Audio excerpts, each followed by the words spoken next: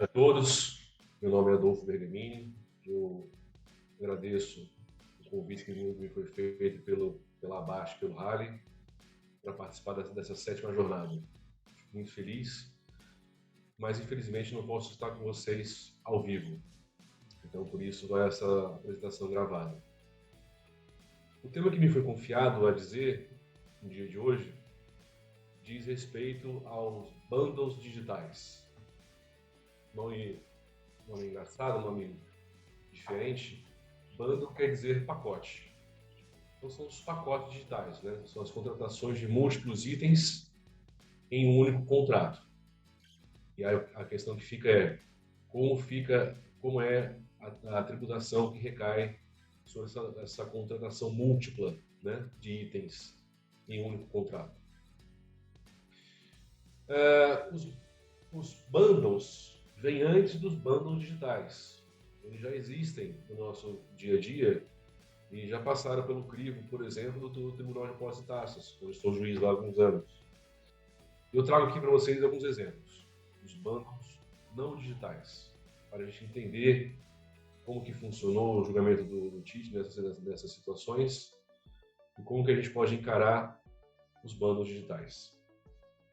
O primeiro exemplo que me vem à memória é a venda simultânea que se fazia em tempos idos de publicações acompanhadas de brindes, ou brindes, entre aspas.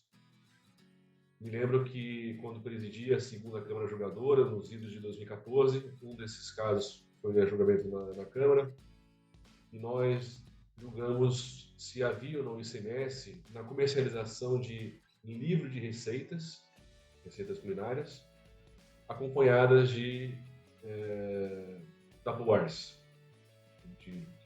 próprios para cozinha, né, para armazenar alimentos. O Estado de São Paulo veio dizendo que havia ICMS, porque ali se comercializava o próprio Tupperware e vinha de brinde um livro de receita, e não ao contrário, como o contribuinte dizia. O contribuinte dizia que comercializava o livro de receitas, o brinde era o Tupperware. E essa mudança de perspectiva do Tostines, né, vem demais porque é fresquinho porque vem demais, muda tudo para fim de semestre nessa situação. Porque se a venda fosse de um livro de receitas com um brinde de Tupperware, o livro de receitas é imune a impostos, inclusive a ICMS. Mas se na perspectiva do fiscal o correto fosse a venda de um Tupperware cujo brinde é um livro de receitas, aí sim tem ICMS na operação. Na ocasião, esse julgamento teve um placar de 2-2, 2 votos de juízes contribuintes e 2 votos de juízes fazendários. O juiz contribuinte era presidente da Câmara, era eu, e o desempate foi a favor do contribuinte. Então, naquela situação de 2014, ficou entendido que aquele bundle era de um livro de receitas com Tupperware. Afinal de contas, o entendimento da Câmara girou em torno do fato da vontade do contribuinte, né? Se ele quisesse comprar apenas um Tupperware, ele não precisaria comprar na banca de jornal um livro de receita. Bastaria que ele fosse em uma loja do ramo. Mas se ele comprou um livro de receita na banca de jornal, então ele provavelmente estava intencionando, com vontade de comprar o livro de receitas. E o Tupperware era só um brinde. Anos depois, e aí já sai de 2014 para ir para 2022, esse ano, um outro caso chegou para julgamento, né, pelo que eu estou atualmente, que é a terceira Câmara Julgadora, de um bundle, ainda não digital. Entretanto, esse caso teve uma decisão diferente. O caso era, como todos já devem conhecer, uma empresa de telecomunicação faz a venda da conexão da internet e do acesso à internet, né? E no contrato ela diz o seguinte, que ela está vendendo a internet, o serviço de internet, e está alocando aqueles aparelhinhos para fazer a ligação da televisão com a internet, com o Wi-Fi e tudo mais, né? E o contrato ele colocava um valor diminuto para a venda dos serviços de internet e jogava a maior parte do valor para a locação mensal do aparelho necessário para a prestação do próprio serviço. Este caso teve uma decisão um pouco diferente em função da realidade normativa diferente que nós temos hoje em 2022, que nós não tínhamos lá em 2014. E aqui eu me refiro ao pronunciamento do CPC número 47, que atualmente é a norma contábil que versa sobre receitas. Esse CPC, lá no seu item 17, ele diz o seguinte: a entidade deve combinar 2 ou mais contratos celebrados na mesma data ou perto dessa data com o mesmo cliente ou partes relacionadas ao cliente, e deve contabilizar os contratos como um único contrato se um ou mais dos seguintes critérios forem atendidos. 2 pontos. Letra A. Os contratos forem negociados como um pacote com um único objetivo comercial. Letra B. O valor da contraprestação a ser paga pelo contrato depende do preço ou do desempenho de outro contrato.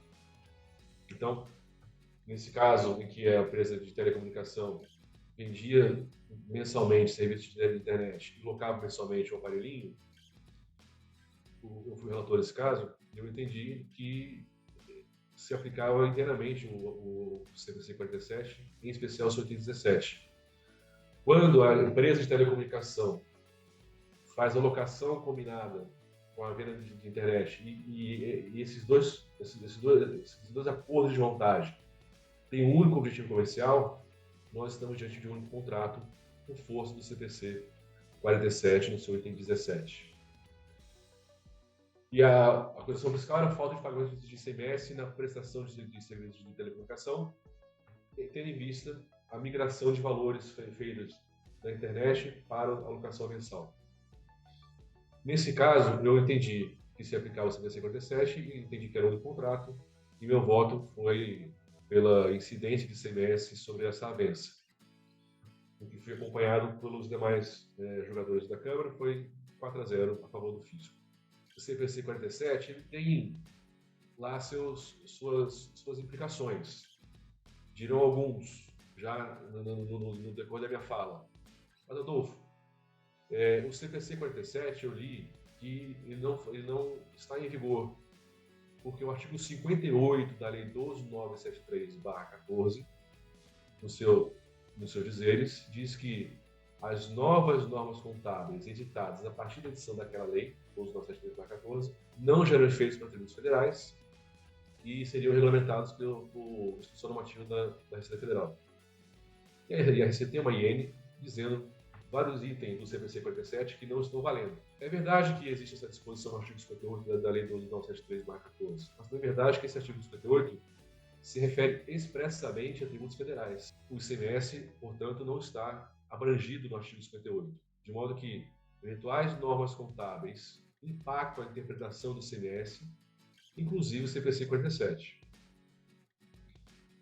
Aí dirão outros, mas Adolfo, as novas normas contábeis não geram impactos ou modificações na legislação fiscal, elas são neutras.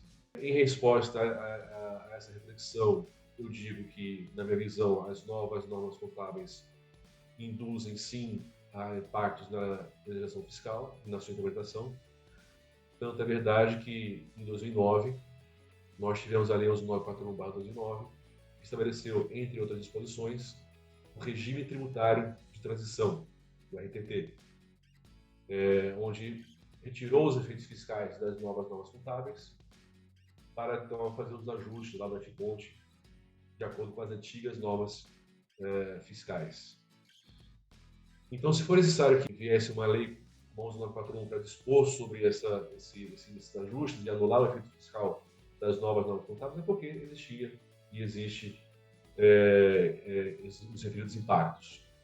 Do mesmo modo, se não houvesse efeitos fiscais nas novas normas contábeis, não seria necessário que o artigo 58 da Lei 12.973/14 dispusesse normas a respeito de uma transição, né, dizendo que as normas contábeis não impactarão os tributos federais até a regulamentação da Receita Federal. A validade do CPC 47 nesse cenário, meus caros, me faz mais verdadeira a partir do momento que nós olhamos a real incidência do direito tributário. O direito tributário é um direito de superposição, onde se colhe elementos do direito privado, contratos, atividades comerciais, para daí impor a tributação.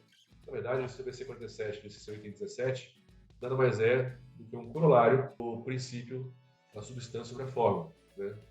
De fato, o contribuinte estava alocando um equipamento porque tinha a intenção de locar por simplesmente, ou ele estava alocando equipamento para prestar o serviço de telecomunicação, internet, e os dois acordos de vantagem em um único instrumento contratual estavam umbilicalmente relacionados. Eu posso separar as atividades, sim ou não?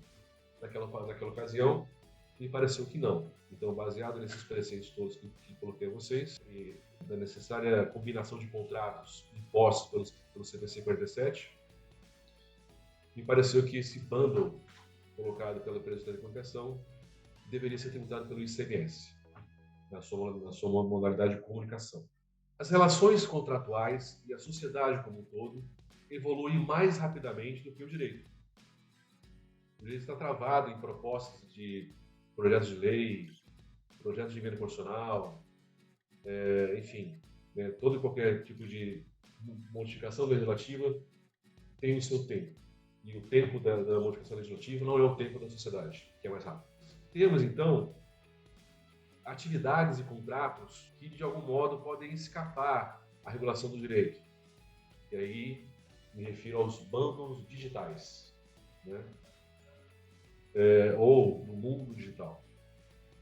Nós temos, por exemplo, empresas de telecomunicação que vendem serviços de TV a cabo e, na mesma mensalidade, está a concessão de streaming.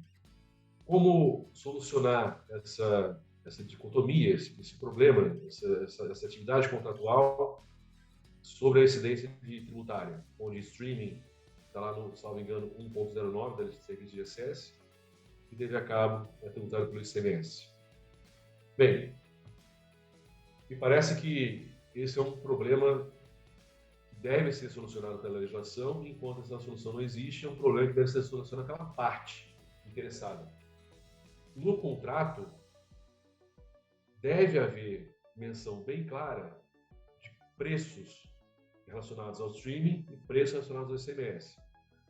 Não quero dizer que o preço do streaming tem que ser mais caro porque o ISS é mais barato do que a telecomunicação, que antes era 25% e depois da decisão suprema de 18%. Por exemplo, de lei reduzir na legislação também. E o mais correto seria medir mês a mês quanto do valor contratado foi gasto em streaming e quanto foi gasto em TV a cabo, por exemplo. Né? Então, a tributação ficaria sujeita a uma prestação de um relatório da empresa ao fisco, demonstrando que das horas incorridas pelo consumidor ao assistir a televisão, ele gastou X horas em TV a cabo e X horas em streaming.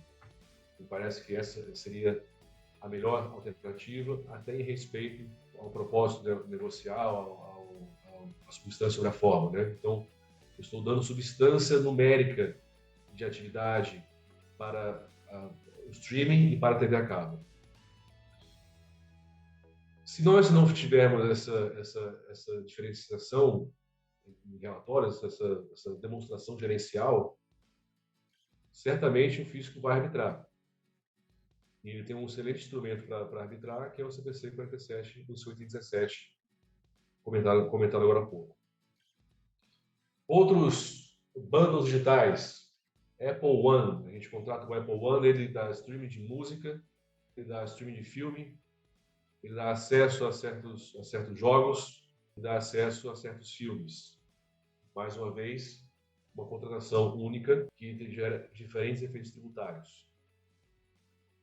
Então, mais uma vez, o ideal seria que houvesse um relatório gerencial para que o fisco possa ter em mãos elementos suficientes para determinar a substância sobre a forma naquela determinada atividade do contribuinte. É claro que a evolução do direito vai determinar também formas alternativas de apuração tributária.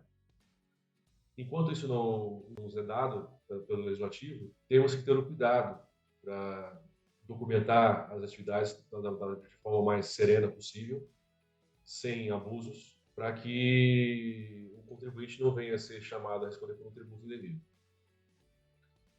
Era isso que eu queria colocar para vocês no dia de hoje. Eu agradeço muito a participação de vocês e fico à disposição para qualquer comentário via mensagens que a Bate certamente me encaminhará, ou em outros eventos que nós viemos a nos encontrar. Muito obrigado a todos, um grande abraço.